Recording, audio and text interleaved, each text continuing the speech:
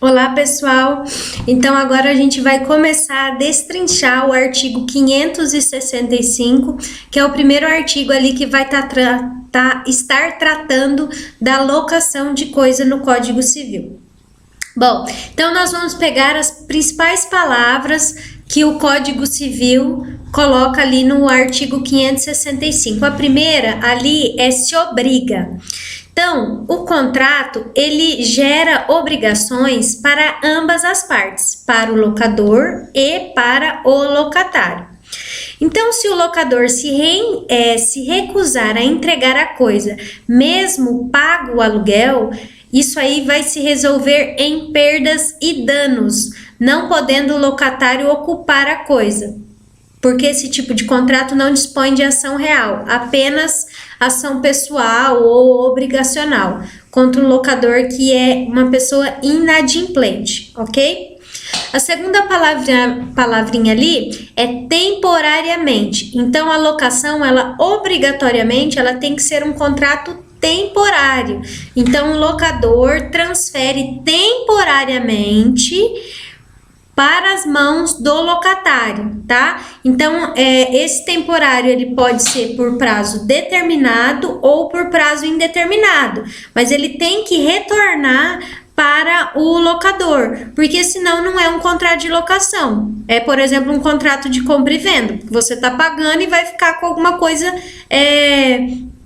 para sempre, tá? Então, tem que ser temporariamente, porque senão não é contrato de locação.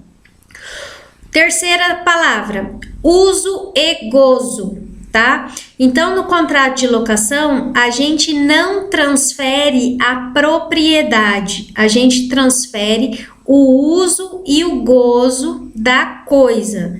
Então, a pessoa só pode usufruir daquela coisa na forma que foi estabelecido no contrato. Então, se é uma colheitadeira, então ela só pode colher. Eu não posso pegar uma colheitadeira e sair por aí passeando, ok?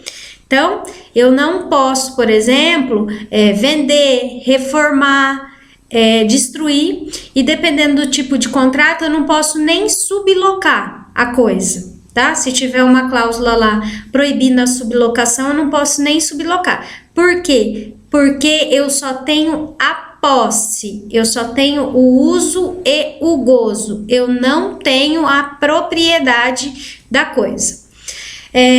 A nossa quarta palavra é coisa infungível. Então, eu não posso colocar para locação uma coisa que a partir do momento que eu consumo, ela para de existir. Por quê? Porque aquela coisa, obrigatoriamente, ela vai ter que voltar para as mãos do locador. Porque também, senão, não é contrato de locação de coisa, ok? O contrato de locação de coisa, o objeto tem que ser infungível ou inconsumível, ok?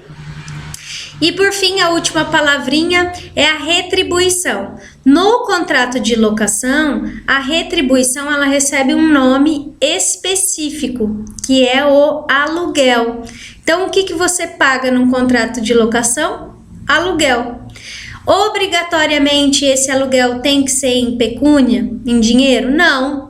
Ele pode ser pago com colheita, com animais, com pedras preciosas, com prestação de serviço, ok? A lei não fala que ele tem que ser pago em dinheiro.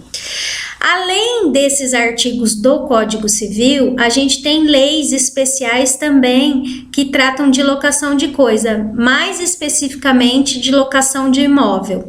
Então, a gente tem a lei de locação de imóvel urbano, que é a lei 8.245/91. A gente tem a locação de imóveis rurais, que está no Estatuto da Terra. E a gente tem uma lei, um decreto-lei também, que estabelece as regras para a locação de imóveis da União, ok? Se vocês estiverem com o material de vocês aberto, o tópico a seguir é a natureza jurídica. Lembra que eu falei que todos os contratos que a gente for ver, a gente vai estar olhando essa parte da natureza jurídica. Então, o contrato de locação de coisa é um contrato bilateral, porque ambas as partes têm direitos e deveres. É onerosa, porque ambas as partes têm vantagens e desvantagens patrimoniais. É comutativa, pois as vantagens são equivalentes, né? É consensual, pois a locação pode ser verbal e não é solene. Se forma pelo acordo de vontades, né?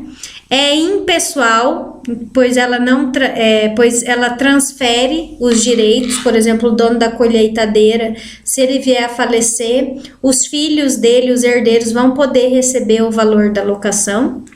E é um contrato duradouro, podendo subsistir por dias, semanas, ou meses ou anos, né? Depois a gente começa ali a ver as obrigações das partes. Então, as obrigações do locador, elas vão estar lá no artigo 566, 567, 568 e 571. E as do locatário, as obrigações do locatário vão estar lá no artigo 569, 570 e 571 também, ok? As sanções. Se tiver caso alguma das partes descumpram as obrigações, a lei prevê sanções que variam dependendo a gravidade daquele descumprimento, ok? Direito de retenção. Direito de retenção é um direito somente do locatário, ok? Então, o locatário, ele tem o direito de não devolver a coisa alugada enquanto não receber a indenização do locador por força da lei, no caso, Código Civil, ou por força do contrato, tá? Um exemplo disso aqui, por exemplo, eu aluguei a colheitadeira. E essa colheitadeira, antes de eu começar a colher com ela, eu fui ligar e o motor dela não funciona. O motor da colheitadeira fundiu. Eu dei causa daquilo? Eu fiz de mau uso ou qualquer coisa desse tipo? Não, porque eu nem cheguei a utilizar. Então, só que eu tô com pressa e eu preciso da colheitadeira. Então, eu vou lá, mando arrumar o motor da colheitadeira e utilizo. E começo a utilizar e aguardo o locador me pagar. Enquanto o locador não me paga, eu posso reter a colheitadeira comigo, ok? Gente, então esse foi o nosso contrato de locação de coisa. Hoje à noite eu vou estar tirando as dúvidas de vocês na live, ok? Um abraço, até a noite.